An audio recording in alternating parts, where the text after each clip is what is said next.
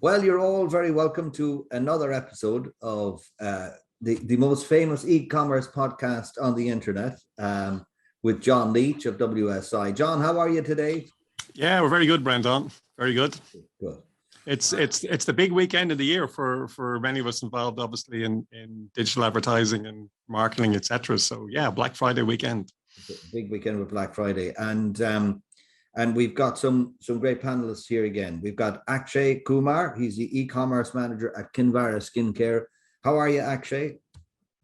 Not too bad, Brendan. How are you? Good. I'm good. Kinvara Skincare is a great brand and local to us here in Galway. So good to have you on. And we've got Yinka Martin. She's the founder and CEO of HairWeavon. Hello, Yinka. How are you? Hello, Brendan. Yinka, great to be here. Yinka tells us there'll be drilling and all sorts of construction work going on behind her, but don't worry, it's okay. We've heard it all on this show before. Very good. And we've got Des Frawley. He's the account executive at ReverseLogix. Hello, Des. How are you doing, Brendan? How are things? Good. So listen, we're looking forward to a very lively discussion in a while. But as always, we start with a conversation with John, and we pick a different topic all the time. But we can't avoid this time around, John, talking about Black Friday and all the implications that has for e-commerce. So take it away and talk us through that.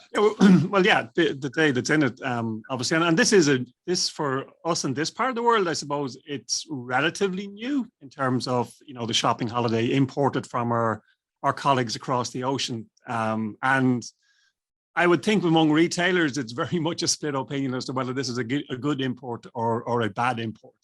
But at least I suppose we've gotten away from some of the hysteria we saw 2 or 3 years ago when it was, we saw people literally fighting in the aisles to get their hands on bargains. It was a bit different from we were used to seeing maybe people queuing for the St. Stephen's Day or New Year's sales, but that seemed to have amped it up. And I suppose this is the weekend where I generally do live on real-time analytics, live on the desktop, sort of watching minute by minute, with some of the clients in terms of where things are going.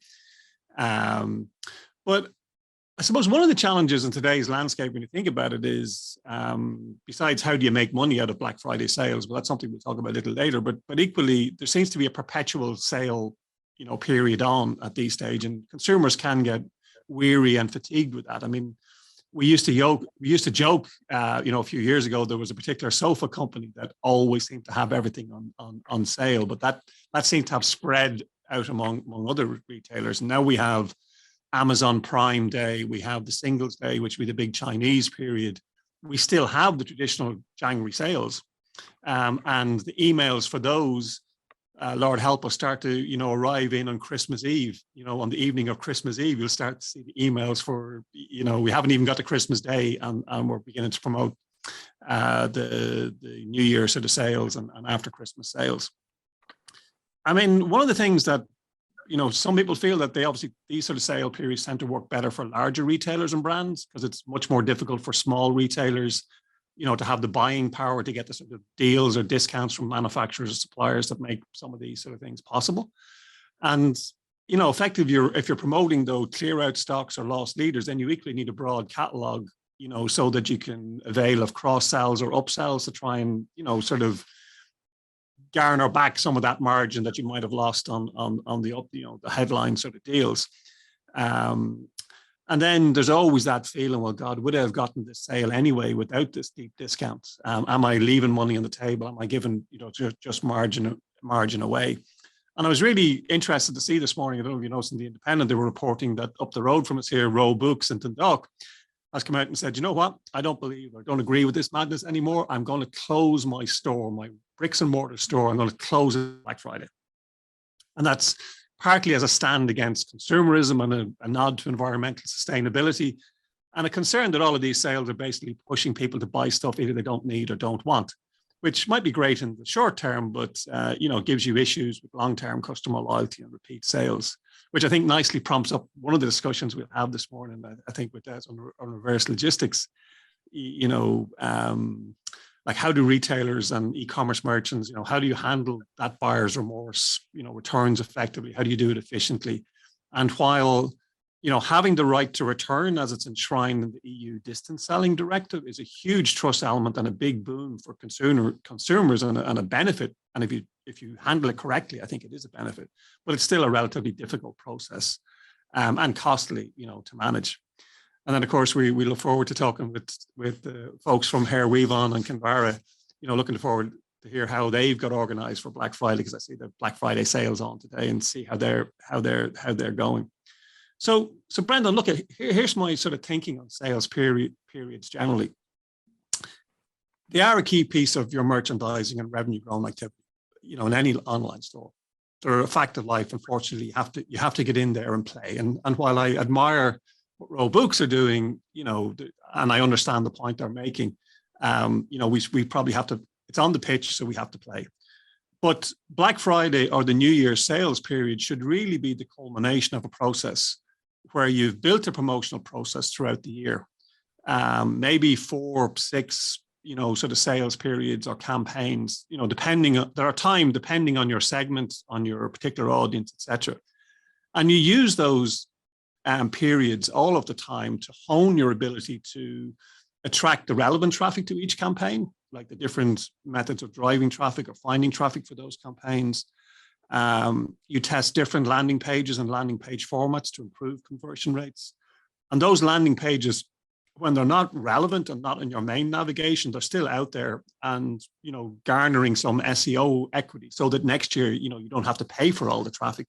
They're actually beginning to rank for some of these terms.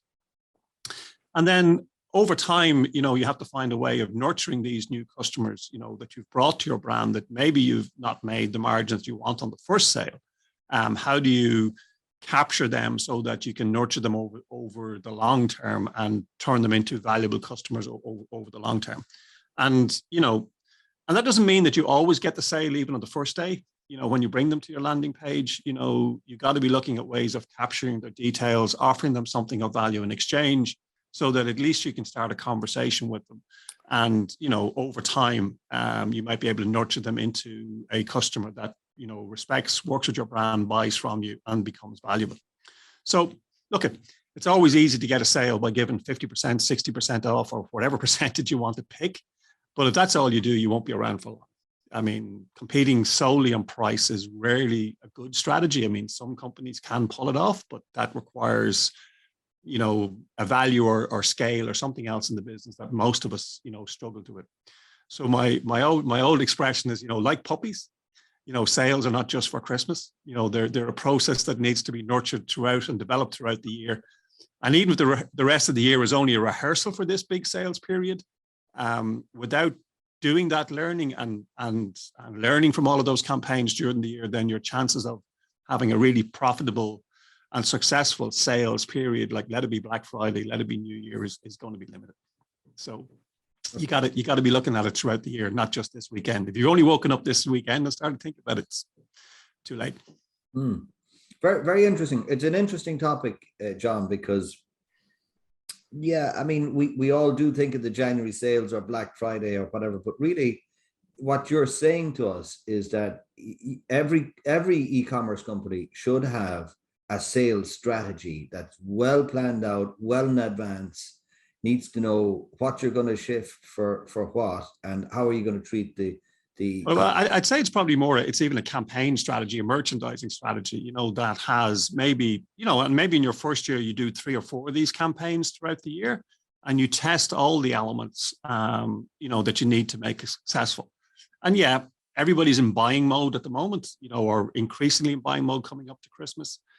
So some of the other campaigns may not be successful, but there's, depending on where you're at, there's obviously things you can hang around Mother's Day, around back to school, around spring sales, Valentine's. Like there's lots of periods in the calendar, where you can go organize a campaign around, and the learning you do from that then helps you really maybe kick it out of the park when you come to Black Friday or Christmas. Deadly. Let's go to our panel, John. And first, let me turn to Akshay. Akshay Kumar, you're with Kinvara Skincare. Tell us about Kinvara Skincare and tell us about your own journey to e-commerce. Yeah, absolutely. First of all, good morning, folks. And thank you, Brendan and John, for having me on your podcast. And It's been a mad year, as you all can imagine. Coming out of the pandemic last year, this year again in front of us, and can't believe how it has panned out. There've been rocks, there've been a lot of things which have happened this year, but then we at Kinvara Skincare, we have been very lucky to have some amazing customers throughout this journey. Just to talk a bit about Kinvara Skincare. So we are a skincare brand based in Galway. Our founder, Joanne, she founded this brand in 2012 when she was looking for a brand that is sustainable, which is affordable, and which aligns with all the ethics that we stand for. We want our customers to stand for things like, oh, it should be good for environment. It should be a vegan friendly brand. It should not be a big multinational brand as you see around in the shelves of supermarkets or in big boutiques.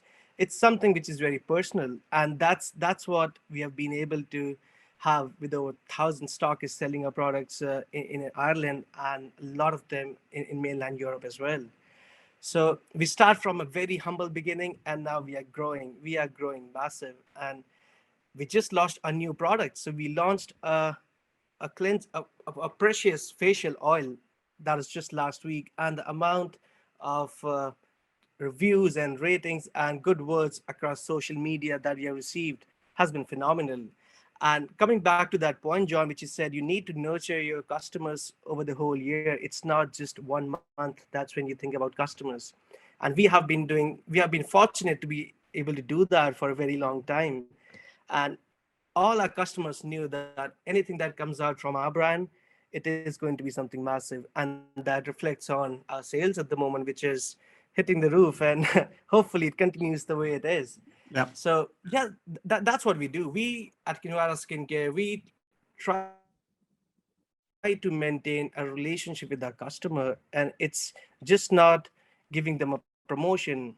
We make them aware of what's there in it. Now, a lot of brands out there, they advertise the benefits of their product, but not a lot of them go into the details of, okay, what's in there, how it can be used.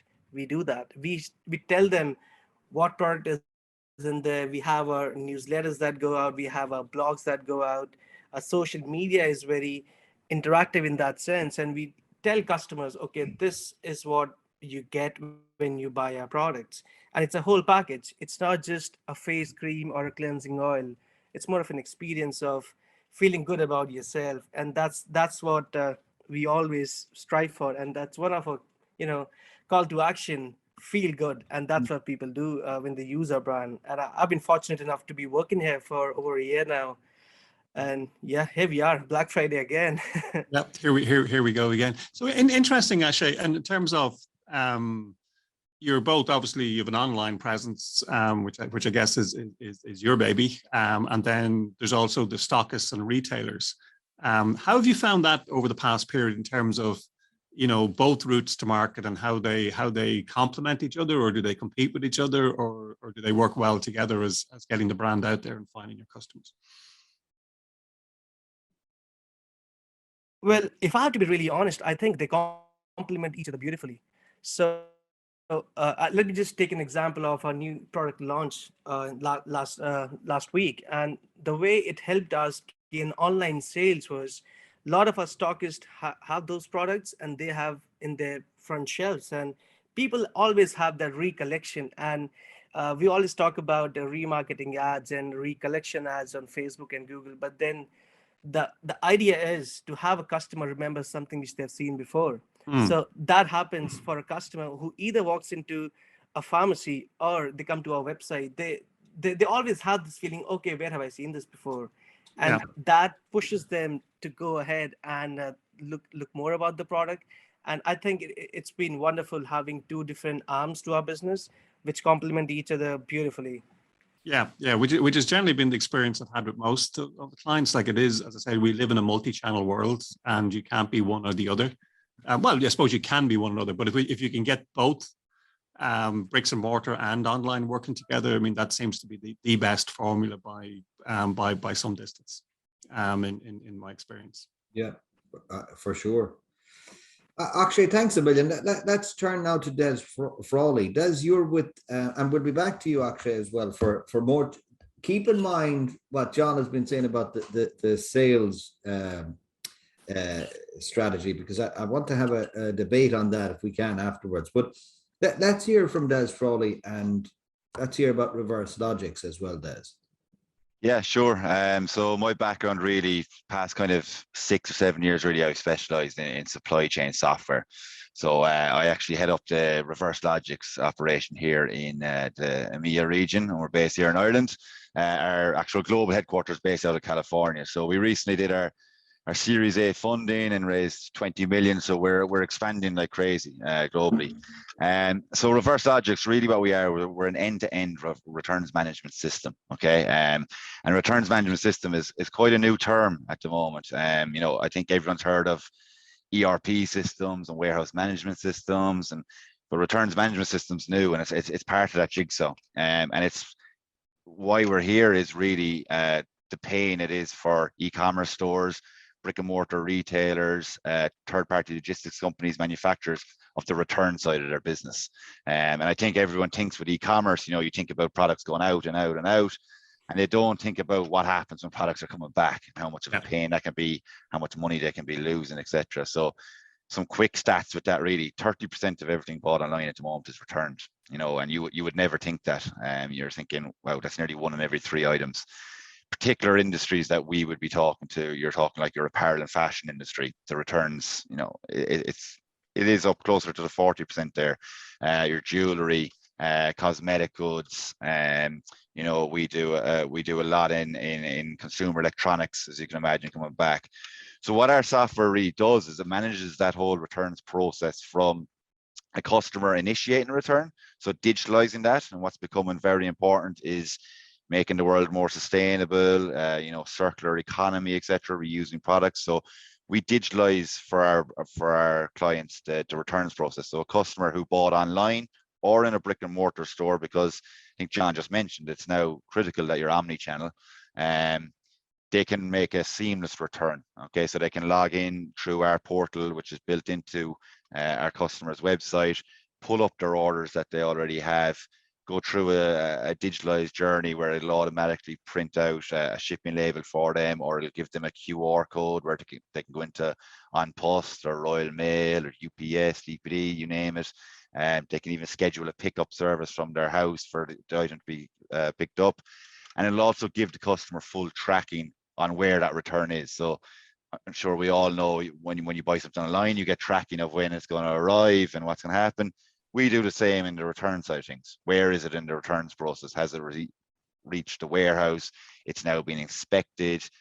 Here's your refund, or here's your credit note. And you can track all the way to the refund, Des, because that's very often, you know, there often can be several days delay in the banking and payment system, which can be a real pain because the customer's ringing you, the merchant, saying, where's my money? And you said, well, I've already paid it, but it hasn't showed up for almost up to 10 days in some cases. Exactly. No, it's fully automated, John. So you can actually, for our clients, we can have workflows there, meaning once the item's actually scanned at the warehouse, automatically refund that customer.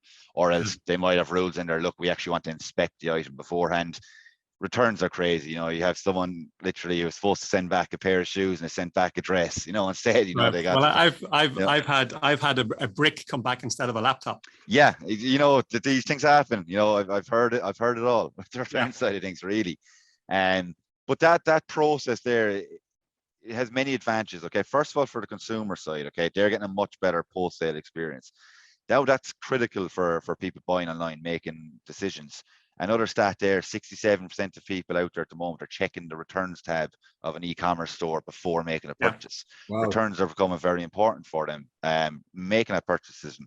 So you have to now offer a customer a seamless returns journey. You can't make it incredibly difficult. And I spoke to a company recently, and their thing was, oh no, if we make it very difficult for the customer, we'll reduce our returns. Mm-hmm. So you might reduce them slightly, but you're going to lose every customer you have. Yeah. And how hard it is, and how many people are fighting for that customer to buy these days. You want to be able to keep them. So another quick, I know I'm a stats kind of guy, sorry, 92% of consumers out there at the moment will buy again if they have a seamless returns journey. Yeah. Okay, so that's that's very important for the customer, whether it be B2C or B2B, but also as a client and a e-commerce owner or a business owner, you want to see stuff like why are returns coming in, predicted returns, how many we're expecting to come in, you know, what are the main reasons per SKU, per item of why we're receiving these returns. And just as John mentioned, you want to cut out the phone calls to customer service teams, the emails to customer service, which is, you know, human error, human labor, costly, delay. You've all of those issues, everything. So that's just like our first part of it, of what we do. Our second part really is the processing side. So what happens when it gets to the warehouse? You know, if you're a company that sells 500 different items online, and you know an iPhone comes in versus you know, an iPad, even I know they're even similar, but how do you inspect an iPhone versus an iPad in a streamlined process? And that's what our software does. It'll tell the warehouse officers exactly what to check for on the iPhone. And the final part, and I don't want to go too long about it, is our repairs module. And we're the only company out there that does repairs module. And this is becoming incredibly important for retailers out there, e-commerce stores, is the circular economy. Okay, so years and years ago, a return would come in, and it still happens, by the way. A return would come in and they just dump the item, goes to landfill. You know, we don't want it anymore. It doesn't make a difference. Send the customer a refund or send them a new product.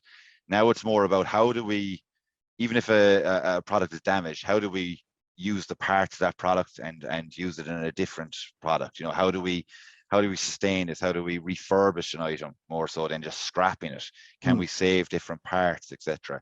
I had a company there recently that are using our software, and their whole new business is they're going to they want their customers to send them their old shoes, you know, their old runners, okay, even if they're not actually their brand.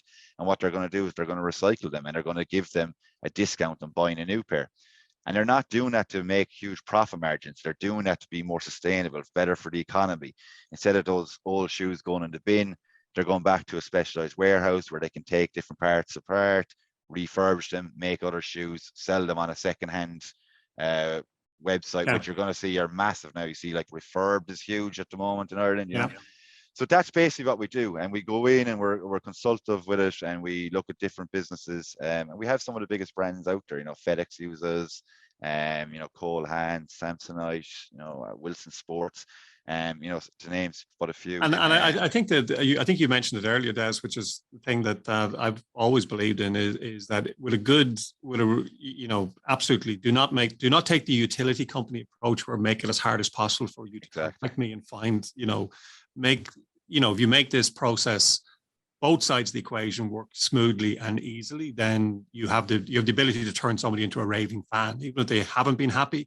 They've sent it back. They've been looked after. You know, it just builds your trust and visibility in the marketplace, because you know where that bad experience is only you know one click away from going viral on some of the platforms and the damage that can do is significant. And the other thing then is that's okay in theory, but then you have to be able to afford it, because you know we worked. Previous experience, you know, where it was cost us between $50 and $75, you know, dollars to bring back a product. Yeah. So if the product price was less than 50 or even under 100, yeah, you know, you didn't want to say this out loud. We say, just tell us you want to return it. Don't bother returning it. We just refund you and we move on. Again, that opens up other problems, but it's about trying to get the cost of this down to a point where it's affordable within your P&L is key. That's it. Yeah. Economies of scale makes sense. We have that a lot. And where this returns management system has really come out of is Amazon. Everyone's had a return on Amazon, I presume, and how seamless that experience is. And it wasn't in the beginning. It wasn't in the beginning. It was really challenging, and it was something that was beginning to hurt them. I mean, they've improved it dramatically.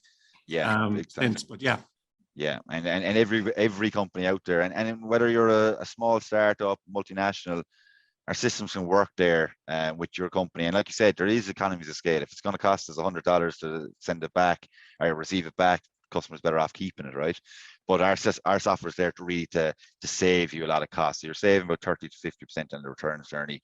We'd be connected to like over 400 carriers globally. You know, all your FedExes, UPSs, the shipping labels coming back. We reduce all the paperwork and returns, and we also do the omni-channel. So if you buy online, right, you can still return in store, bring it back in store, which is a big fan favorite in Ireland. It's not so much over in the States. They do it all online, but our system works with that. So you have full visibility at all times of what is happening with your returns business, and turning returns into more of a profitable business, and keeping your customers, you know, their satisfaction levels high, so that they're repeat customers. Yeah. Yeah. Great. Let's turn to Yinka Martin. You're the founder and CEO of HairWeavon. Maybe right. tell us about your own journey and HairWeavon itself. Hi, thanks a million, Brendan. Yeah, definitely. It's been a journey, 10 years. I started HairWeavon in 2011 from my own personal experience with hair loss.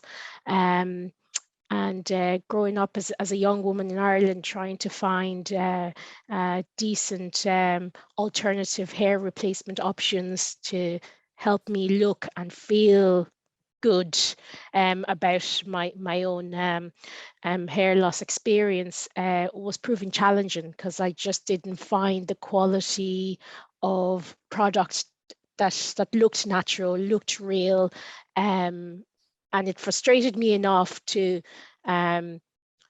start researching this whole alternative hair industry, traveling out as a 22-year-old to across China and to India to visit temples where hair is ethically got for manufacturing of hair pieces for people, and I just got sucked in. I just really got enthusiastic about delivering this new product to initially the Irish community.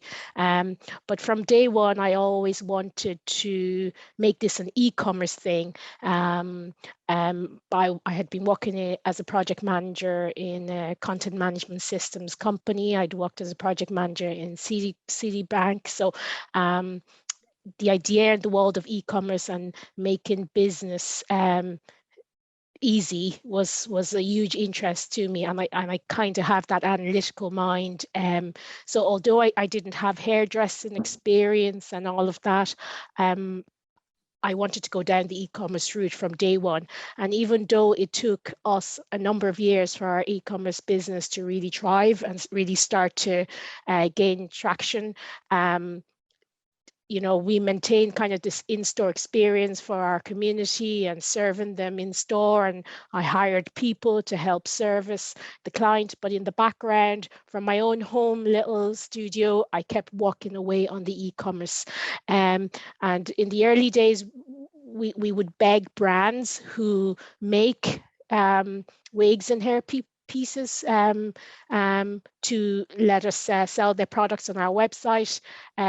But really a turning point started to happen when brands were begging us to include their products on our website. And really where HairWeavon is now is we're kind of a marketplace for all the big brands who produce anything to do with wigs and hair pieces and hair replacement products for our hair loss community. Yeah, it's just been an amazing growth. And thankfully, before the likes of COVID happened, we'd really started to grow online and gain customers online. But really, COVID happened and it just kind of blew up again. And Brexit happened and all our UK competitors were losing their customers to us because we're within the EU. So it's just been an amazing growth, but an amazing growth from a point of view that I've started something from nothing, and I've been able to really fulfill my own selfish purpose in life to really serve women is really my goal. And I found this little niche. I would call that a selfless purpose. Yeah.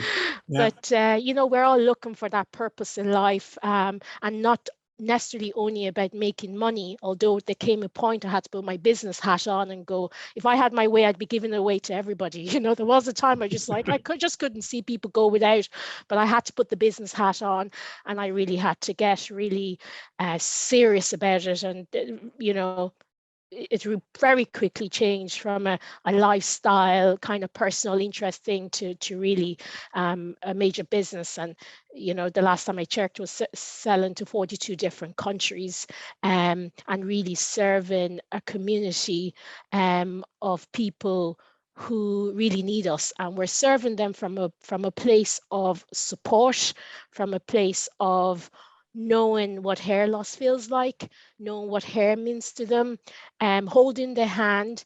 And generally speaking, most of our clients are lifelong clients, because once we help them find the right item that makes them, help them look good and feel good, now they just reorder those items online, and it's just and it's suppose it's our job then in the background to continue to provide them with content to help the experience be as seamless as possible, to bring together our community through our social media, through our content, through our blogs, through our video content, to unite the community. And really, like, it's just been amazing. It's just been amazing. There's a couple of really interesting elements of that story, Yinka, that really resonate for me. Anyway, when we were setting up this one and chatting with Brendan, you see, Brendan's more into his moisturizers and face cream. You see, I'm the one that's thinning on top here, right? So we were always going to have a difference in the interests here today. Is that right, Brendan? Well, listen, I'm still interested in the HairWeavon, but yeah. But I think the two things I took from that, Yinka, was one is this is not an overnight success. You know, it's 10 years in the making. It's you know, and I think a lot of, you know, there's an awful lot of hype around e-commerce and on the web, and say basically, you know, you put up a website, you put products on, and people will come and buy. You know, that just doesn't happen. I mean, I've yet to come across a client where, you know, out the gate, you know, maybe I've been unlucky, but I'm pretty sure it doesn't really happen. This is something that's been built over time.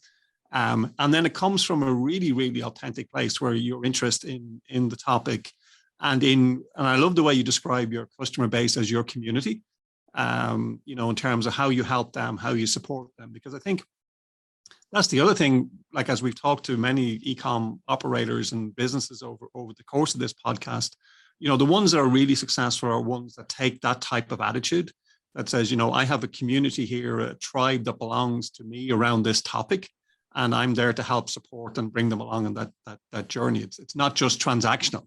And I think that's the point I was trying to make. It's not just transactional. It's got to be more than that.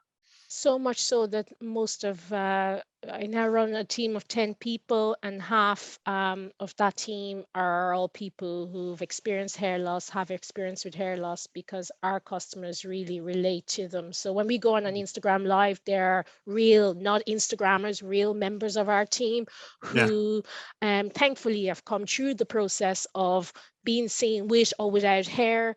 But part of what we do in that space is just to empower women that it's okay whether or not you're wearing this stuff or you're not wearing this stuff. We're here for you, and let's talk about anything to do with hair loss and how we cope on a day-to-day basis. Our last number of conversations has been hair loss and dating, hair loss, and, you know, what kind of makeup would you need to insist, you know, to make your features pop out, you know. So it's you know, it's anything to do with, to just support and empower our community. And I suppose when it's also easier to sell when somebody who wears the stuff and knows what they're talking about and has first-hand experience is, you know, providing you with information, you know. And I think that's the real trick. It's about taking a real world experience, because we all live in the physical real world, right? And it's taking that real world experience and translating it with the tools that we have now into an online version, if you like. And if that's using, you know, Instagram Live or other things, it's about good retailers, good business people understand, you know, what makes a customer connect with us, you know, when they're standing in front of them. And the really good e-com merchants have now translated that online, which sounds like exactly what you've done. Just coming back to the topic we kicked off on, I'm just curious. I mean, obviously, we all talk about supporting, believing in our community, delivering service, and no doubt that's critical. So how does the Black Friday sales part play in all of this then for you guys? I mean, is it part of just your process? Is it a big element of it? Is it we're playing because everybody else is playing, therefore we have to play? What's the thinking?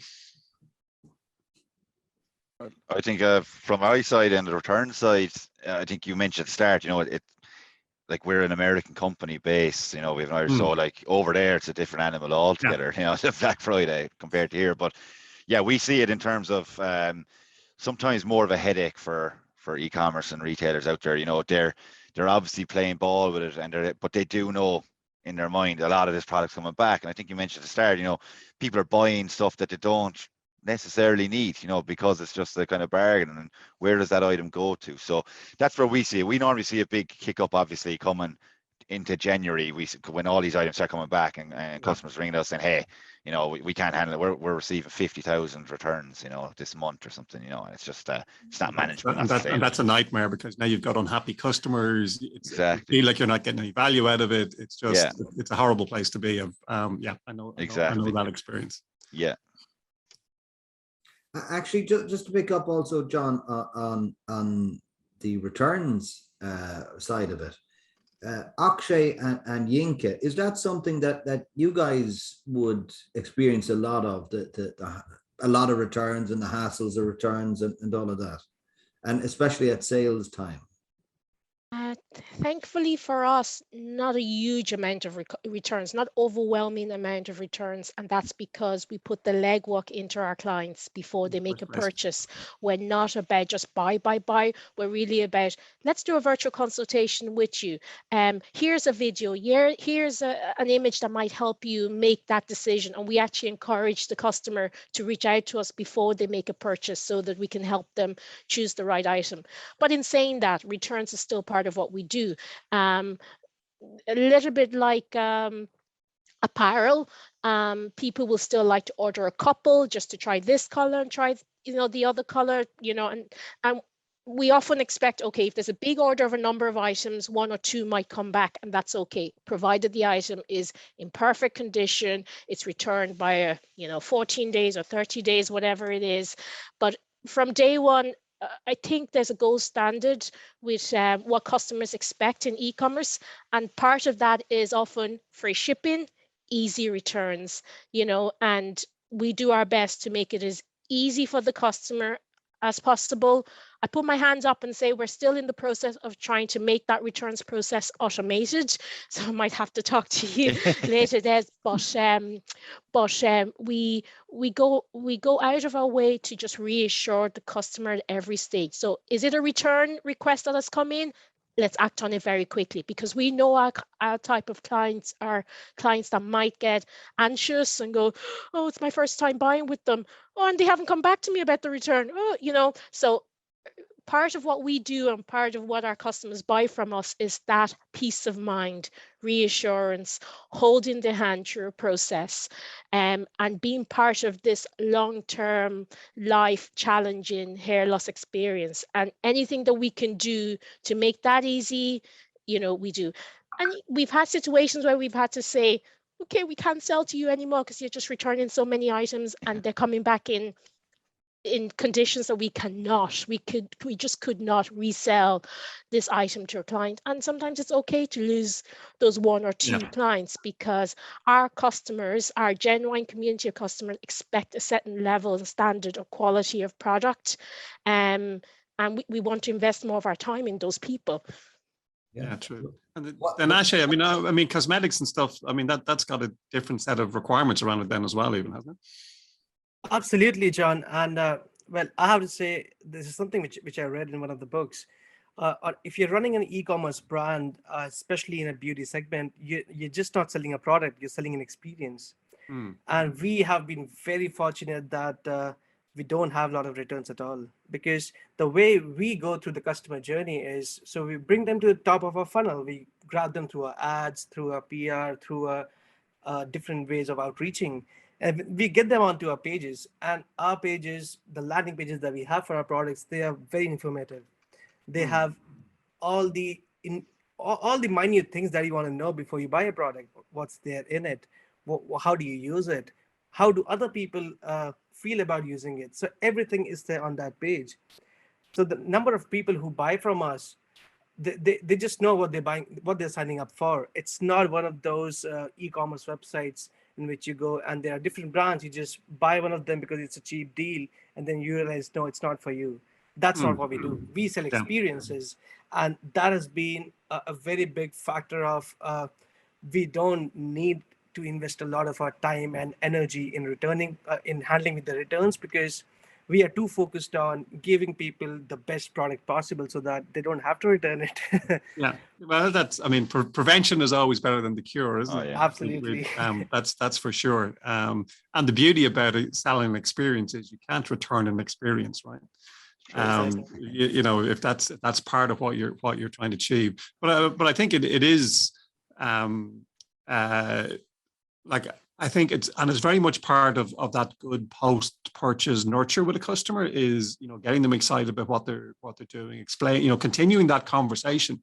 You know, even it's not so bad now where the time between order and receipt of the product has shrunk over, you know, if you go back a few years, 10 to 14 days wasn't unusual. Now, if it's not next day, 48 hours, 72 hours, you're in trouble.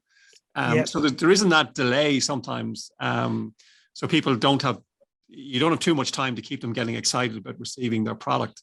But I think it's part of that sale process. It doesn't just stop when you hit checkout. Oh, absolutely, John. I have just one small thing to add up there.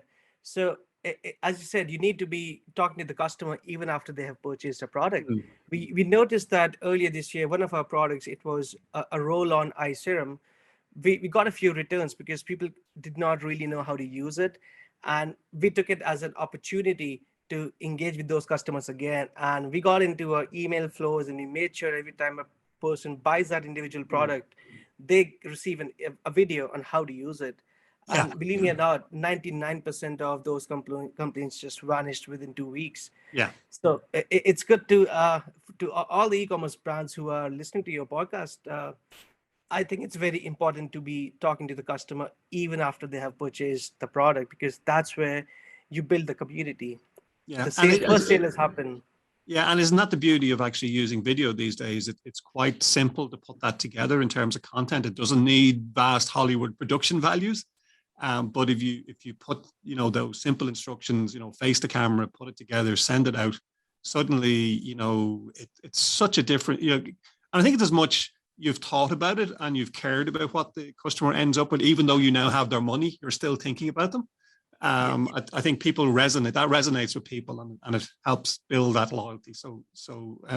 It's more important in an e-com environment, I believe, than in a real world, because you have no other opportunity to do that with the customer. You have to keep engaged from that point on. I often think, you know, we're not an ASOS and we're not Amazon, and we're not trying to compete with them. But however, I always think, what do they do well, and how can we do it on our scale?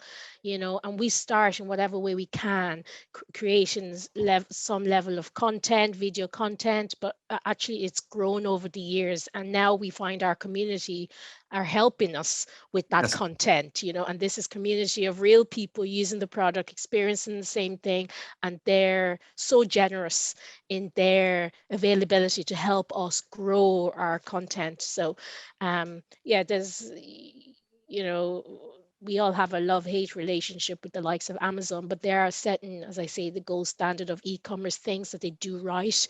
And every small e-commerce brand that's starting out or growing can pick a few key standards that they can implement in their own business. And there are things that you can do as a smaller brand that it's difficult for the likes of Amazon to do. So it's all about picking the right things to compete on. I mean, you're never going to compete on breadth of catalog. You're probably not going to be able to compete on price. So there's no point in picking those battles. You have to go. Now you have to be competitive in that space, but you pick your battleground somewhere else. And I think that's exactly what you guys have done, which is really powerful. So, John, I think that brings us to the end of today's podcast. Your sum ups, as guys, I need to tell you that John's sum ups are legendary. I don't know how he does it. He can just take pieces and put them all together. You'll even be wondering, did I say that? But John, you sum up of what you've heard today. Thanks, Brendan. You've really teed me up now for failure this time, right? Haven't said it all that. I mean, my sense of the conversation this morning is you know, on the first hand, you know, two really great brands between HairWeavon and Kinvara, and absolutely focused on, we've talked about content and how you enrich that customer experience and how you talk to that customer. It's not transactional. It's about building a relationship. It's about being real. It's about providing real content from authentic people that actually make a difference to somebody in their life. And if you can create that connection with your customers and your community or your tribe or wherever you want to call them, then I think that's, you're on the road to success. And overnight success sometimes takes 10 years, right? So you got to stick with it. And then layering out of that, it's okay. Now we've got a sale. Life doesn't end when you get a sale, right? You've got all of the after process that has to be worried about. You're going to have transactions that go wrong, customers that bought the wrong thing, etc.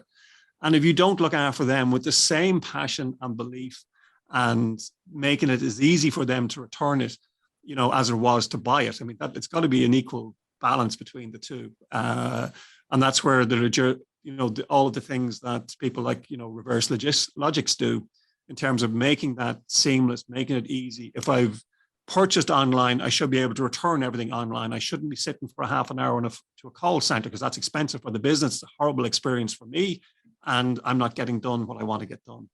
So I think the conversation this morning is, all the sales and promotions and discounts and all the rest of it, yeah, they have a part to play in this.